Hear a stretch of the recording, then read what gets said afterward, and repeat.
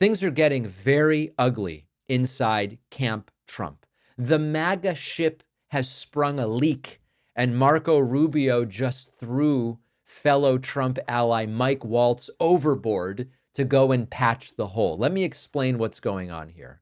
Marco Rubio is looking very much like a man who very much doesn't want to be associated with the dumbest national security breach of the year, or maybe the decade. The Signal chat, where detailed military plans were leaked, Rubio's message is crystal clear here. Someone made a very big mistake.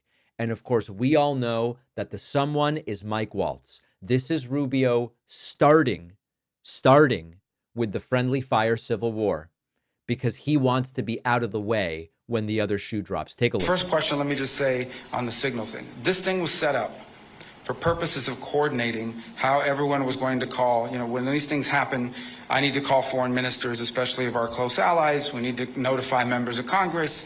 Other members of the team have different people they need to notify as well. And that was the purpose of why it was set up. Obviously, someone made a mistake.